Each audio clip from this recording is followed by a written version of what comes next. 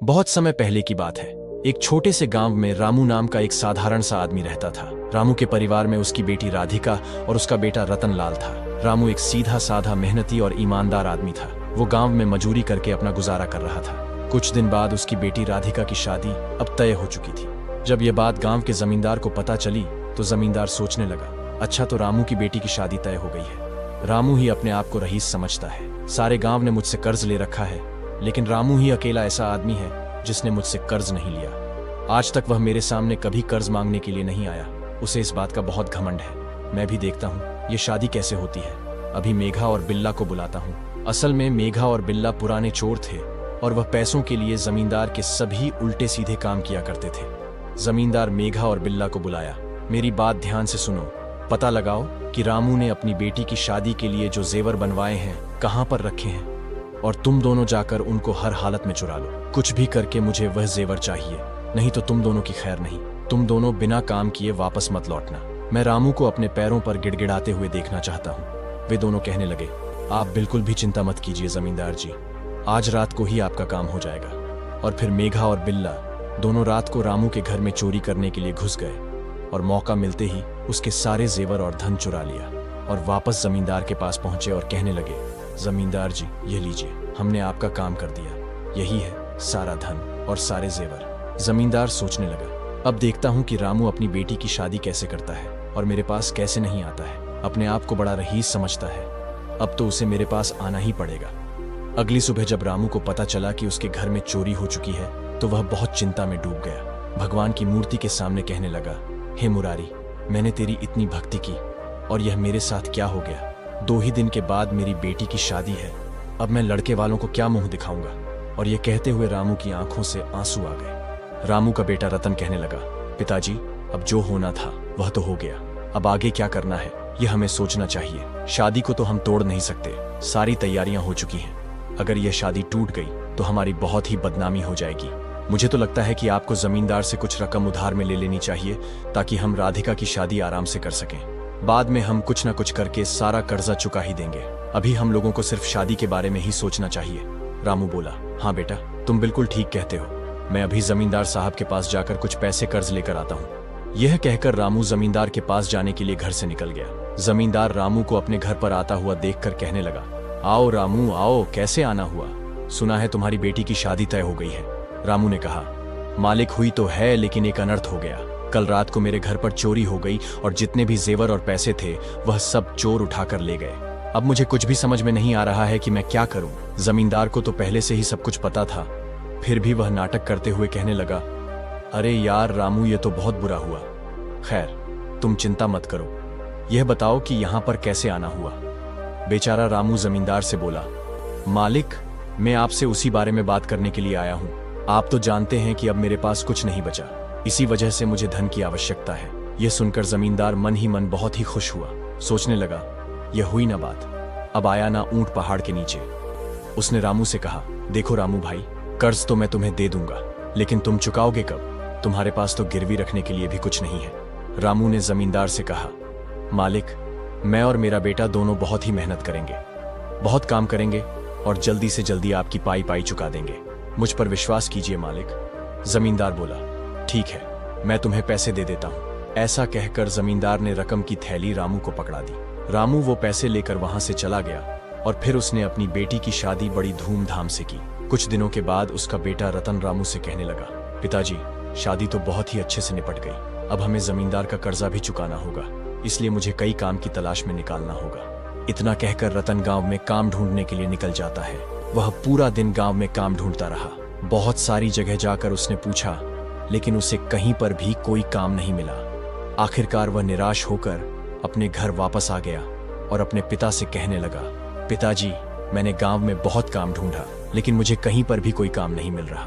मैं जमींदार के यहाँ पर भी गया था लेकिन उन्होंने भी मुझे मना कर दिया। मुझे लगता है कि गांव में शायद मुझे कोई काम नहीं मिल पाएगा, इसलिए मुझे नगर में जाकर ही काम ढूंढना पड़ेगा, शायद वहां पर कुछ काम मिल जाए। यह सुनकर रामू कहने लगा, तुम ठीक कहते हो बेटा, तुम तो जानते ही हो कि मैंने आज तक कभी किसी से उधार नहीं लिया। पहली बार हमारे मुश्किल समय में जमींदार ने हम पर भरोसा करके पैसे दिए हैं। जमींदार एक अच्छा आदमी है, हमें उसके पैसे समय रहते लौटा देने चाहिए। रतन बोला, पिताजी आप चिंता मत कीजिए, मैं शहर जाकर कुछ ना कुछ काम जरूर ढूंढ लूंगा और जल्दी से जल्दी जमींदार का कर्जा लौटा दूंगा। आप बिल्कुल निश्चिंत रहिए। इतना कहकर रतन नगर की ओर चला गया। किस्मत का करना ऐसा हुआ कि वहां पर उसे एक सेठ के यहाँ पर अच्छी नौकरी मिल गई। कुछ ही दिनों के बाद रतन पैसे कमाकर गांव वापस लौट आया। लौटते ही उसने अपने पिताजी से कहा, पिताजी, आपके आशीर्वाद से मुझे नगर में अच्छी नौकरी मिल गई है और मैंने अच्छी खासी रकम भी जमा कर ली है। उसने रकम की थैली अपने पिता को दी और कहा, पिताजी, अब आप जाकर जमींदार का सारा कर्जा चुका दीजिए। रामू ने कहा, बेटा, यह तुमने बहुत ही अच्छा काम किया। मैं दिन रात यही सोचता रहता था कि जमींदार का पैसा समय पर लौटा पाऊंगा या नहीं। आज तुमने यह खुशखबरी देकर मुझे चिंता मुक्त कर दिया है। मैं अभी जाकर जमींदार का पैसा वापस लौटा आता हूँ। अच्छा पिताजी, आप जाइए और पैसे लौटा आइए, लेकिन मुझे तो अभी के अभी शहर वापस जाना होगा क्योंकि मुझे अभी वहां पर काफी काम है। मैं वापस निकलता हूँ। यह कहकर रतन वापस नगर की तरफ लौट गया। इसके बाद रामू पैसे लेकर जमींदार के घर की तरफ चल दिया। जमींदार के घर पहुंचकर वह जमींदार से कहने लगा, जमींदार जी राम राम। जमींदार ने रामू को देखा तो कहा, आओ रामू, कैसे आना हुआ? क्या तुम्हें और पैसों की जरूरत पड़ गई? रामू बोला, नहीं मालिक, मैं तो पुराना लिया हुआ कर्ज वापस लौटाने के लिए आया हूँ। आपने आवश्यकता के समय मेरी सहायता की, उसके लिए मैं आपका आभारी हूँ। जमींदार ने कहा, अरे वाह, बड़ी जल्दी पैसों का इंतजाम कर लिया तुमने। जबकि जमींदार मन ही मन सोच रहा था, अगर इसने इतनी जल्दी कर्जा चुका दिया तो मुझे ब्याज बहुत ही कम मिलेगा। इस तरह से मेरा तो कर्जा देने का कोई फायदा ही नहीं हुआ। इस अनपढ़ गवार रामू से और पैसे निकलवाने होंगे। वह ऐसा सोच ही रहा था कि तभी रामू बोला, जमींदार साहब, मेरे बेटे ने शहर जाकर बहुत मेहनत की, इसलिए आज मैं पैसे चुका पा रहा हूँ। भगवान की कृपा से रतन को शहर में नौकरी मिल गई है ना? जमींदार ने कहा, अच्छा, तो रतन शहर जाकर पैसे कमाने लगा है। इसके बाद जमींदार ने एक कागज निकाला और रामू को देते हुए कहने लगा, देखो रामू, मैंने इस पर्ची के ऊपर अपने हस्ताक्षर कर दिए हैं और यह लिख दिया है कि तुम्हारा कर्ज हो चुका है। रामू हाथ जोड़कर जमींदार से कहने लगा, मालिक, मुझे तो पढ़ना लिखना आता नहीं है, आपने बोल दिया बस इतना ही काफी है। मुझे आप पर पूरा भरोसा है। तभी रामू के अनपढ़ होने का फायदा उठाते हुए चालाकी से जमींदार ने उसको पानी लेने के लिए भेज दिया और जैसे ही रामू पानी लेने के लिए अंदर गया, जमींदार ने वह कागज छुपा कर रख दिया और रामू को दोबारा कर्जा दिया है, ऐसा लिखकर उसने रामू को दूसरा कागज थमा दिया। रामू वो कागज लेकर वहां से चला गया। वहां से जाते ही रामू सोच रहा था, अच्छा हुआ कि मेरा कर्जा निपट गया। ऊपर वाले की कृपा से मेरी बेटी की शादी भी अच्छे से हो गई और बेटा भी कमाने लगा। अब मुझे और क्या चाहिए? इस तरह से रामू अब निश्चिंत हो गया। ऐसे ही कुछ दिन बीते, सब कुछ ठीक चल रहा था। तभी अचानक एक दिन जमींदार के कुछ लोग रामू के घर पर आ गए। कहने लगे, रामू, रामू जल्दी से बाहर आ। रामू घर से बाहर आकर कहने लगा, बोलो भाई, क्या बात है, क्यों चिल्ला रहे हो? वे लोग बोले, रामू, तुमने जो जमींदार जी से कर्जा लिया था वह तुमने अभी तक नहीं लौटाया। हम वही कर्जा वसूल करने के लिए आए हैं। ये सुनकर रामू हैरान रह गया और बोला, अरे भाई, ये तुम क्या कहते हो? मैंने तो जमींदार जी का सारा पैसा सूद समेत वापस लौटा दिया है। तुम्हें कुछ गलतफहमी हो गई होगी। वे लोग कहने लगे, हमें कोई गलतफहमी नहीं हुई और ज्यादा भोले मत बनो, चुपचाप हमारे मालिक का पैसा लौटा दो। ये नौटंकी किसी और के सामने करना, वरना हमें पैसे निकलवाने के और भी तरीके आते हैं। और तुम तो अपने आप को भगवान कृष्ण का भक्त कहते हो ना, और अभी तुम झूठ बोल रहे हो। तुम्हें शर्म नहीं आ रही होगी। रामू बोला, अरे भाई, ये क्या अनाप शनाप बोले जा रहे हो? मेरे भगवान ने मुझे ऐसा छल कपट करना नहीं सिखाया। मैंने कहा ना कि मैंने सारा कर्जा लौटा दिया है। मैं खुद गया था लौटाने के लिए। तुम जाकर जमींदार साहब से पूछ लो। वे कहने लगे, हमारे मालिक ने ही तो भेजा है हमें यहाँ पर। हमारे मालिक क्या पागल हैं जो बिना किसी वजह से हमें तुम्हारे पास पैसा लेने के लिए भेजेंगे? तुम नाटक करना बंद करो और चुपचाप पैसे निकालो, वरना तुम्हारा अंजाम बुरा होगा। तुम्हें हम सिर्फ 2 दिन की मोहलत देते हैं। 2 दिन के अंदर अंदर कुछ भी करके जमींदार साहब का कर्ज चुका दो, वरना अंजाम क्या होगा तुम सोच भी नहीं सकते। जमींदार के आदमी रामू को डरा धमका कर वहां से चले गए। रामू बहुत ही परेशान हो गया। उसे कुछ भी समझ में नहीं आ रहा था। वह दौड़ा दौड़ा जमींदार के घर पहुंच गया और कहने लगा, जमींदार जी, ये सब क्या हो रहा है? आपके लोग मेरे घर पर पैसा मांगने के लिए क्यों आए थे? मैंने तो अपने हाथों से आपको सारा पैसा लौटा दिया था ना। यह सुनकर जमींदार कहने लगा, रामू, ये तुम क्या कह रहे हो? पिछली बार तुम मेरे पास पैसे लौटाने नहीं, बल्कि मैंने तुम्हें और भी पैसा दिया था। अब बहुत दिन हो चुके हैं, मेरा सारा पैसा वापस लौटा दो। इसीलिए मैंने अपने आदमी तुम्हारे घर पर भेजे थे, लेकिन तुम तो सीधा मुकर ही गए हो। तुम तो बहुत ईमानदारी की बातें करते थे ना, कहाँ गई तुम्हारी ईमानदारी? मैंने तुम्हें बिना कुछ भी गिरवी रखे पैसे दिए थे। ये मेरी ही गलती थी जो मैंने तुम्हें पैसा दिया। रामू को यह सुनकर गुस्सा आ गया और वह कहने लगा, जमींदार, तुम इतने झूठे और मक्कार इंसान निकलोगे, ये तो मैंने कभी सोचा भी नहीं था। मैं तो तुम्हें एक बहुत ही अच्छा इंसान समझता था। अब मुझे समझ में आया कि बिना कुछ गिरवी रखे हुए तुमने मुझे पैसा क्यों दिया था। तुमने मेरी मजबूरी का फायदा उठाया है। भगवान तुम्हें कभी माफ नहीं करेगा। याद रखना, उसके घर में देर है अंधेर नहीं। वह इंसाफ जरूर करेगा। तुम्हारे कर्मों का फल तुम्हें जरूर मिलेगा। ये सुनकर जमींदार कड़क आवाज में बोला, यह सब भाषण किसी और के सामने देना, मुझे तो मेरा पैसा चाहिए। मैं तुम्हें सिर्फ 2 दिन की मोहलत देता हूँ। अगर तुमने इन 2 दिनों में मेरा पैसा मुझे नहीं लौटाया तो उसका अंजाम बहुत ही बुरा होगा। तुम जानते नहीं कि मेरे आदमी, मेरे एक इशारे पर तुम बाप बेटे का क्या हाल कर देंगे। अब यहां से निकलो, मुझे और भी काम है। निराश होकर रामू वहां से वापस आ गया। वो काफी परेशान था। रामू न्याय पाने के लिए गांव के कोतवाल के पास जाने का फैसला कर लेता है। रामू अगले दिन कोतवाल के घर पर पहुंचा और उन्हें जमींदार की सारी सच्चाई बताई और उसी दिन कोतवाली शुरू हुई। कोतवाल कहने लगा, रामू ने जमींदार पर आरोप लगाया है कि जमींदार ने रामू के साथ धोखाधड़ी की है। रामू का कहना है कि उसने जमींदार से अपनी बेटी की शादी के लिए कुछ रकम उधार ली थी और सूद समेत उसे वापस भी लौटा दी थी, लेकिन जमींदार का कहना है कि रामू ने उसे पैसे नहीं लौटाए। जमींदार, तुम्हारा इस बारे में क्या कहना है? जमींदार कहने लगा, कोतवाल जी, रामू मेरे पास आया था। उसने कहा था कि उसकी बेटी की शादी के गहने और पैसे चोरी हो गए हैं। रामू ने मुझसे पैसे मांगे और मैंने उसकी हालत पर तरस खाकर उसे बिना कुछ भी गिरवी रखे पैसे दे दिए। मुझे नहीं मालूम था कि रामू ऐसा आदमी निकलेगा। मैंने आवश्यकता के समय उसकी सहायता की और रामू ने मेरे साथ ही धोखा कर दिया। रामू ने मुझे कोई पैसे नहीं लौटाए और ये सारे गांव वालों से कहता फिरता है कि उसने मुझे पैसे लौटा दिए हैं। ये सुनकर रामू ने कहा, नहीं साहब, ये झूठ बोल रहा है। मेरे बेटे रतन ने बहुत ही मेहनत करके पैसे कमाए थे और जमींदार को मैंने पैसे लौटा भी दिए थे।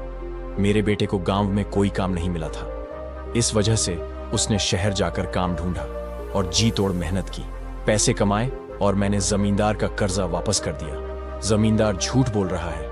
मेरा विश्वास कीजिए कोतवाल साहब, मैंने खुद जाकर जमींदार को सूद समेत पैसे वापस लौटा दिए थे। रामू की बात सुनकर कोतवाल ने कहा, रामू, क्या तुम्हारे पास कोई सबूत है कि तुमने जमींदार के पैसे लौटा दिए हैं? रामू बोला, जी मेरे पास एक पर्ची है जो खुद जमींदार ने मुझे दी थी और उस पर लिखा था कि मैंने सारा कर्जा कर दिया है। जमींदार ने उस कागज पर हस्ताक्षर भी किए थे। यह कहते हुए रामू ने वह पर्ची कोतवाल को दे दी जो जमींदार ने उसे दी थी। कोतवाल जी वह पर्ची देखने लगा और रामू से कहने लगा, रामू, क्या तुम जानते भी हो कि इस पर्ची में क्या लिखा है? जैसा तुमने कहा है वैसा तो इस पर्ची पर कुछ भी नहीं लिखा। इस पर तो लिखा है कि तुमने जमींदार से और भी कर्जा लिया है। यह सुनकर रामू हैरान होते हुए कहने लगा, यह सरासर झूठ है। जमींदार ने मुझसे कहा था कि उसने इस पर मेरा कर्जा हो गया है, ऐसा लिखा है और अपने हस्ताक्षर भी किए हैं। अब मैं ठहरा अनपढ़ गवार आदमी, मैंने जमींदार की बात पर भरोसा कर लिया और यह कागज अपने पास रख लिया। मुझे नहीं मालूम था कि जमींदार मेरे अनपढ़ होने का फायदा उठा रहा है। अब बारी जमींदार के बोलने की थी। वह बोला, अब आप ही फैसला कीजिए कोतवाल जी, सबूत आपके सामने है। रामू सरासर झूठ बोल रहा है। इसने मुझे कोई पैसे नहीं लौटाए, बल्कि इसने मुझसे और भी पैसे उधार लिए थे। अब आप ही इंसाफ कीजिए। कोतवाल ने कुछ सोचकर कहा, सारे सबूत तो यही कहते हैं कि जमींदार सच बोल रहा है। फिर भी रामू, मैं तुम्हें एक मौका देना चाहता हूँ। कल कोतवाली में तुम्हें अपनी बेगुनाही का सबूत देना होगा और आज की सभा यहीं समाप्त होती है। रामू बहुत ही परेशान था। वह सीधा अपने घर गया और भगवान से प्रार्थना करने लगा, हे प्रभु, मेरी सहायता कीजिए। मैं बुरी तरह से फंस गया हूँ। मैंने जमींदार को सारा कर्जा लौटा दिया था, फिर भी जमींदार मुकर गया है। अब आपके सिवाय मेरा और कोई सहारा नहीं है। आप तो अंतर्यामी हैं, आपको सब पता है। आपसे भला क्या छुपा है? मैंने जमींदार को पैसे लौटाए तो वहां पर कोई और मौजूद नहीं था, लेकिन आप तो मौजूद थे ना। भले ही किसी ने ना देखा हो, लेकिन आपने तो सब कुछ देखा है कि जमींदार का पैसा मैंने वापस लौटा दिया था। मेरी लाज रखो प्रभु, वरना मुझे सबके सामने अपराधी घोषित कर दिया जाएगा। आज आपको अपने भक्त की लाज रखनी ही पड़ेगी। उस जमींदार ने ऐसा षड्यंत्र रचा है कि उसके षड्यंत्र को पार करना अब मेरे बस की बात नहीं है। मेरे पास आपके अलावा अब कोई सबूत नहीं है। आप ही मेरे गवाह हैं और आप ही मेरे सबूत हो। अभी रामू यह सब सोच ही रहा था कि तभी उसके दरवाजे पर दस्तक हुई। रामू ने दरवाजा खोला तो उसके सामने एक नौजवान खड़ा था। रामू ने उससे पूछा, कौन हो भाई तुम और तुम्हें किससे मिलना है? वह नौजवान कहने लगा, मेरा नाम माधव है और मुझे आपके बेटे रतन ने भेजा है, जो कि शहर में नौकरी कर रहा है ना। बात यह है कि मैं पास के ही गांव प्रीतमपुर में रहता हूँ। मैं और रतन दोनों शहर में एक साथ ही नौकरी करते हैं। रतन के पास कुछ पैसे इकट्ठे हो गए थे, वह पैसे उसने मेरे पास आपके लिए भिजवाए हैं। क्योंकि मैं अपने गांव प्रीतमपुर आ रहा था, तो उसने यह पैसे मुझे थमा दिए और आपको देने के लिए कहा। रामू अपने बेटे के दोस्त को देखकर बहुत ही खुश हुआ और उसने उसे गले से लगा लिया। कहने लगा, आओ बेटा माधव, आओ, तुम भी मेरे बेटे जैसे ही हो। और फिर उसे घर के अंदर बुला लिया। रामू ने माधव की खूब आओ भगत की, उसे खाना खिलाया। माधव ने अपने साथ लाए हुए पैसे रामू को थमा दिए और कहने लगा, अब मुझे आज्ञा दीजिए, मुझे अपने गांव निकलना होगा। रामू ने कहा, बेटा अब तो दिन ढल चुका है और तुम आज की रात यहीं पर रुक जाओ, सुबह चले जाना। माधव इस बात पर राजी हो गया। इसके बाद वे दोनों बैठकर बातें करने लगे। बातों ही बातों में रामू ने माधव को अपनी सारी आपबीती बता दी कि किस तरह से जमींदार ने उसके साथ धोखा किया और जो कर्जा वह वापस कर चुका है, उस कर्जे के लिए जमींदार उसे बदनाम कर रहा है। रामू की सारी व्यथा सुनकर माधव कहने लगा, रामू काका, आप बिल्कुल भी चिंता मत कीजिए, मुझे पूरा यकीन है कि कल सुबह तक कोई ना कोई रास्ता अवश्य निकल आएगा। ईश्वर ने चाहा तो भरी कोतवाली में आपकी बेगुनाही साबित हो ही जाएगी और उस जालिम जमींदार का भांडा फूट जाएगा। कल मैं भी आपके साथ पंचायत में चलूंगा। ठीक है बेटा, तो तुम भी मेरे साथ कोतवाली में चलना, मुझे ऐसा लगेगा कि जैसे मेरा बेटा ही मेरे साथ है। आधी रात तक बातें करने के बाद वे दोनों सो गए। अगली सुबह जब कोतवाली शुरू हुई तो सभी पंच, जमींदार, रामू, माधव और कोतवाल सहित गांव के कई लोग वहां पर मौजूद थे। जब कोतवाली की कार्यवाही शुरू हुई तो जमींदार सोचने लगा कि आज तो मजा आने वाला है। आज भरी सभा में रामू की इज्जत की धज्जियां उड़ जाएंगी और अपने आप को यह बहुत ही रईस खुददार समझता है ना, आज इसकी सारी खुददारी चूर चूर हो जाएगी। आज के बाद यह किसी को मुंह दिखाने के लायक नहीं रहेगा। जब सभी लोग वहां पर जमा हो गए तो कोतवाल ने कहा, बोलो रामू, जमींदार के खिलाफ आज तुम क्या सबूत लेकर आए हो? रामू आंखों में आंसू लिए हुए इधर उधर देखने लगा। जमींदार रामू को देखते हुए बोला, कोतवाल जी, आप भी किसकी बातों में आ गए? इस रामू की बातों पर बिल्कुल भी विश्वास मत कीजिए। जब रामू मेरे पास आया था तो इसने पैसे दोबारा से उधार लिए थे। अब आप समय बर्बाद मत कीजिए और अपना फैसला सुना दीजिए। जमींदार की बात सुनकर कोतवाल ने कहा, काफी देर हो चुकी है, हम और अधिक प्रतीक्षा नहीं कर सकते, हमने फैसला कर लिया है। जमींदार सच बोल रहा है। इससे आगे कोतवाल जी कुछ और कहने ही वाले थे, उतने में ही एक आवाज आई, रुकिए कोतवाल जी, मैं इस जमींदार की सारी सच्चाई को जानता हूँ। यह सुनकर सारे गांव वाले उस नौजवान की तरफ देखने लगे, जबकि जमींदार हैरान रह गया, उसकी आंखें फटी की फटी रह गई। उस नौजवान को देखकर कोतवाल ने कहा, तुम कौन हो? पहले तुम्हें इस गांव में कभी नहीं देखा। तब रामू ने बताया, कोतवाल जी, यह माधव है, मेरे बेटे रतन का मित्र। कोतवाल कहने लगा, अच्छा नौजवान, अब यह बताओ, जब रामू जमींदार के यहाँ पर पैसे देने गया था तो क्या हुआ था? माधव बोला, कोतवाल जी, उस दिन रामू ने जमींदार के सारे पैसे सूद समेत वापस लौटा दिए थे। यहाँ तक कि जमींदार ने एक पर्ची के ऊपर अपने हस्ताक्षर किए और उस पर लिख दिया था कि रामू, अब तुम्हारा सारा कर्जा जमा हो चुका है। लेकिन रामू के अनपढ़ होने का फायदा उठाते हुए जमींदार ने वह पर्ची छुपा दी थी और दूसरी पर्ची पर लिख दिया कि रामू ने उससे और भी ज्यादा कर्ज लिया है। यह सुनकर जमींदार एकदम से बोला, कोतवाल जी, ये माधव झूठ कहता है, ये तो वहां पर था भी नहीं, ये कोई मनगढ़ंत कहानी सुना रहा है, ये कोई बहरूपिया है जिसे रामू कहीं से झूठी गवाही देने के लिए लेकर आया है। अगर ये सच बोल रहा है तो उससे पूछिए कि इसके पास क्या सबूत है। इस बात पर कोतवाल ने कहा, हाँ भाई माधव, बोलो, हम सिर्फ तुम्हारी गवाही पर भरोसा नहीं कर सकते, तुम्हें अपनी सच्चाई का कोई सबूत तो देना ही पड़ेगा। क्या तुम्हारे पास कोई सबूत है जिससे तुम यह बात साबित कर सको? माधव कहने लगा, अगर आपको भरोसा नहीं है तो किसी को जमींदार के घर भेजिए। घर में ढूंढने पर आपको खाते की लाल रंग की पुस्तक पड़ी हुई मिलेगी। उसके अंदर एक फटा हुआ पर्चा मिलेगा जिस पर जमींदार ने खुद लिखा था कि रामू का सारा कर्जा चुकता हो चुका है और उस पर जमींदार ने खुद के हस्ताक्षर भी किए थे।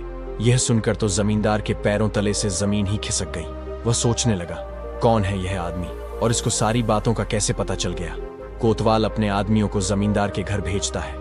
सारे गांव वाले आश्चर्य और गुस्से से जमींदार की ओर देख रहे थे। थोड़ी ही देर के बाद कोतवाल द्वारा भेजे गए सैनिक जमींदार के घर पहुंच गए। उन्होंने पूरे घर तलाशना शुरू किया। थोड़ी ही देर में उन्हें अलमारी में लाल रंग की पुस्तक में पर्ची मिली, साथ ही उन्हें रामू के घर से छुड़ाए हुए जेवर भी मिले। सैनिक जेवर और पर्चा लेकर वापस आ गया और वह सामान उसने कोतवाल जी को दे दिया। वह देखकर कोतवाल की आंखें भी फटी की फटी रह गईं। रामू ने देखा कि उसकी बेटी राधिका की शादी के जेवर भी जमींदार के घर ही मिले हैं। रामू का दिल सहम गया। कोतवाल भी सोच में पड़ गया और बोला, ये सब क्या है जमींदार, तुम इतनी नीच हरकत कैसे कर सकते हो? हम सभी ने यह कभी सोचा भी नहीं था कि तुम इतने धनवान होने के बावजूद भी इतनी गिरी हुई हरकत करोगे। तुमको शर्म नहीं आती? रामू जैसे भोले भाले आदमी पर तुमने धोखाधड़ी का इल्जाम लगवाया, सारे गांव वालों और कोतवाली को गुमराह किया। तुम्हें शर्म आनी चाहिए। माधव ने कोतवाल से कहा, कोतवाल जी, रामू ने कभी किसी के साथ कोई छल कपट नहीं किया। वह तो निस्वार्थ और स्वाभिमान से जीने वाला आदमी है। उसका स्वाभिमान ही उसके लिए सब कुछ है। रामू को नीचा दिखाने के लिए ही जमींदार ने इतनी नीच हरकत की थी। कोतवाल ने माधव से कहा, मैं तुम्हारा सारे गांव वालों की तरफ से और कोतवाली की तरफ से आभारी हूं। अगर तुम ना होते तो मैं गलत फैसला सुना देता। तुम्हारी वजह से ही आज सच्चाई की जीत हुई है। अब मैं सारे गांव वालों के सामने यह फैसला सुनाता हूं कि जमींदार को मुआवजे के तौर पर रामू को चोरी की हुई रकम की दुगनी रकम देनी पड़ेगी, क्योंकि अगर रामू के घर पर चोरी ना होती तो उसे कर्जा उठाने की आवश्यकता ही न पड़ती और उसे इतनी परेशानियों का सामना न करना पड़ता। और इस तरह से आखिर में सच्चाई की जीत हुई। जब कोतवाली ने बेईमान जमींदार को उसके किए हुए गलत कामों के लिए दोषी ठहराया और रामू को बेगुनाह साबित कर दिया, तो सभी लोग बहुत ही खुश हुए। गांव के सभी लोग एक एक करके रामू को बधाई देने लगे। इस खुशी के माहौल में रामू को उसके कई दोस्तों और शुभचिंतकों ने घेर लिया और उसे गले लगकर बधाइयां देने लगे। गांव के सभी लोग जब रामू को बधाई दे रहे थे, तब रामू को अपने बेटे के दोस्त माधव का ख्याल आया और वह माधव को इधर उधर ढूंढने लगा, परंतु माधव उसे कहीं पर भी दिखाई नहीं दे रहा था। बहुत देर तक रामू ने माधव की तलाश की, परंतु माधव वहां से जा चुका था। मन ही मन रामू माधव को धन्यवाद दे रहा था कि उसने बहुत सही वक्त पर आकर उसकी सहायता की है, परंतु शायद उसे अपने गांव जाने की इतनी जल्दी थी, इसीलिए वो बिना मुझसे मिले ही यहाँ से निकल गया। रामू ने मन में यह फैसला कर लिया था कि जब भी उसका बेटा रतन नगर से वापस आएगा तो उसके साथ वो माधव के घर अवश्य जाएगा, ताकि उसका धन्यवाद कर सके। अब पूरे गांव में रामू की बेगुनाही साबित हो चुकी थी, जबकि जमींदार पूरे गांव में बदनाम हो चुका था। रामू इस बात से निश्चिंत था कि उसके सिर पर अब कोई कलंक नहीं रहा। इसी तरह से एक हफ्ता बीत गया। एक हफ्ते के बाद जब रामू का बेटा रतनलाल घर पर आया, घर पर पहुंचा तो रामू ने उसे गले से लगा लिया और कहने लगा, बेटा, तुमने आने में थोड़ी देर कर दी, परंतु तुम्हारे मित्र माधव ने सही समय पर आकर पूरे गांव के सामने मेरी इज्जत बचा ली। उसके बेटे ने चौंक कर कहा, माधव? कौन माधव? माधव नाम का मेरा कोई मित्र नहीं है। रामू ने कहा, अरे वही माधव जो शहर में तुम्हारे साथ नौकरी करता है और तुम्हारे द्वारा भेजे गए पैसे देने के लिए वह पिछले हफ्ते ही हमारे घर पर आया था। नहीं पिताजी, मैं किसी माधव को नहीं जानता और ना ही इस नाम का कोई आदमी शहर में मेरे साथ काम करता है, ना ही मैंने उसे कोई पैसे देकर यहाँ पर भेजा था। ये सुनकर जैसे रामू की आंखें आश्चर्य से फटी की फटी रह गई। वो कहने लगा, बेटा, क्या तुम माधव को नहीं जानते? इसके बाद रामू ने सारी बात अपने बेटे को विस्तार से बताई कि किस तरह से जमींदार ने उसके साथ धोखा किया और किस तरह से वह कोतवाली का सहारा लेकर उसे सजा दिलवाना चाहता था। परंतु माधव नाम का एक नौजवान, जो कि अपने आप को तुम्हारा मित्र बता रहा था, उसने भरी कोतवाली में मेरे पक्ष में गवाही दी और जमींदार की सारी पोल पट्टी खोलकर रख दी। परंतु अब तुम कहते हो कि तुम किसी माधव नाम के आदमी को नहीं जानते। वह तो मुझसे यह भी कह रहा था कि उसका घर पास के ही गांव प्रीतमपुर में है। बेटा बोला, अगर ऐसी बात है तो पिताजी चलिए हम इसी वक्त प्रीतमपुर चलते हैं। वहां जाकर पता करेंगे कि माधव नाम का आदमी वहां पर कौन है। दोनों बाप बेटा उसी समय नजदीक के ही गांव प्रीतमपुर में जा पहुंचे। वहां पहुंचकर उन्होंने गांव वालों से माधव नाम के नौजवान के बारे में पूछताछ की। पता चला कि पूरे गांव में माधव नाम का कोई आदमी नहीं रहता। अब तो बाप बेटा दोनों के आश्चर्य की सीमा न रही। आखिर वो नौजवान कौन था जो उस समय आकर रामू की सहायता करके चला गया? दोनों बाप बेटे अपने घर लौट आए। कुछ देर के बाद रामू कुछ सोचकर मुस्कुराने लगा। उसके बेटे ने पूछा, पिताजी, आप मुस्कुरा क्यों रहे हैं? तब रामू कहने लगा, बेटा, मुझे समझ में आ गया कि वह माधव नाम का नौजवान कौन था। हम उसे इस गांव में जितना भी ढूंढ लें, वह हमें कभी नहीं मिलेगा। वह नौजवान कोई और नहीं बल्कि स्वयं भगवान थे, जो अपने भक्त की सहायता करने के लिए आए थे। अगर कोई इंसान सच्चाई के मार्ग पर चलता है तो स्वयं भगवान भी उसकी सहायता करने के लिए तैयार रहते हैं। और यदि आप झूठ के सहारे से किसी को नीचा दिखाना चाहो तो स्वयं भगवान आपके शत्रु बन जाए।